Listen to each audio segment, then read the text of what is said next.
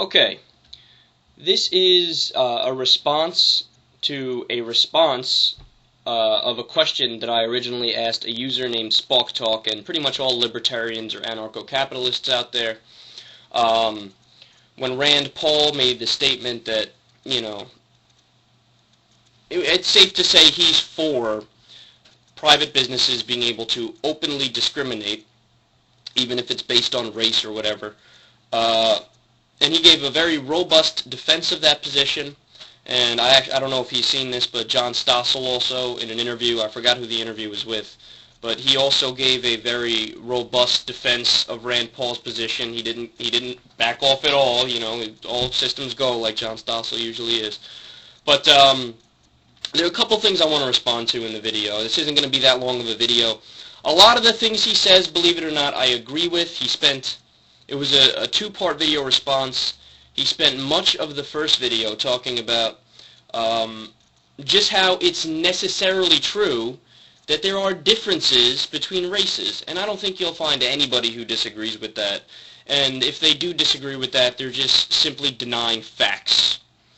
But that's not the approach I'm taking.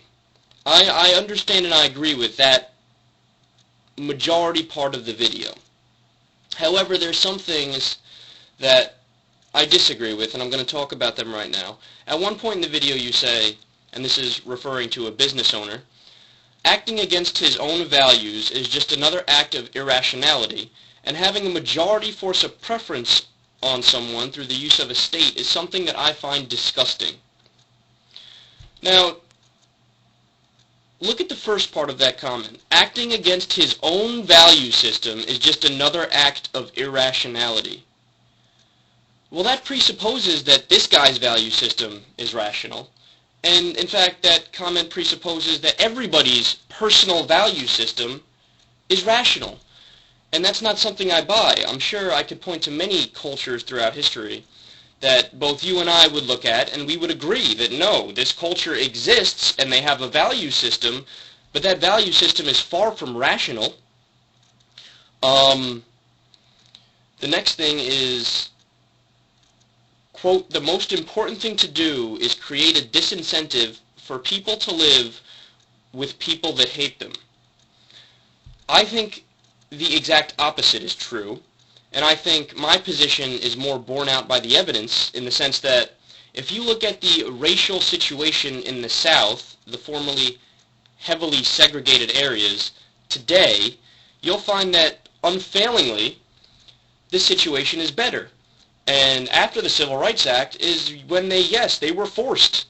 They said, you know what, you have to serve black people. You have to, I guess for lack of better terms, you have to get along better than you're getting.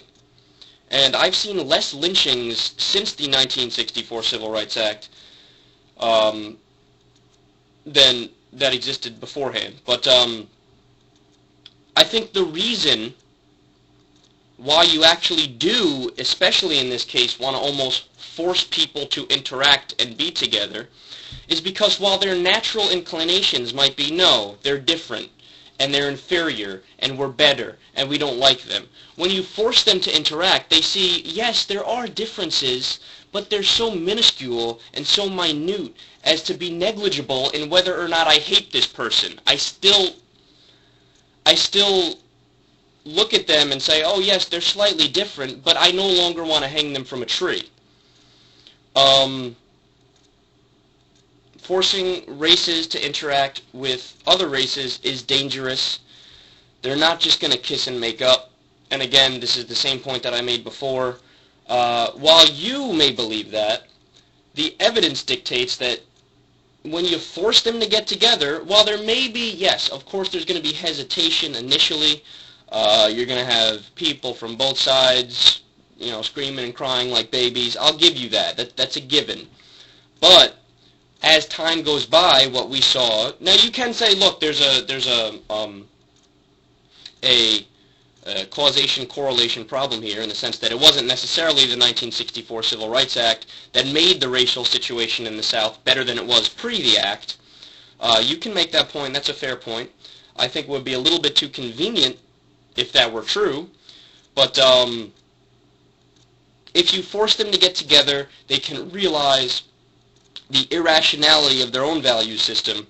Whereas if you leave the situation alone, it will either never get better, in the sense that you'll never have people accept other people for who they are, even though there are differences, and will never serve them no matter the differences, or it will get worse. Or in fact, it will get worse, and you will see violence increase, and you will see people just going more and more into their corners.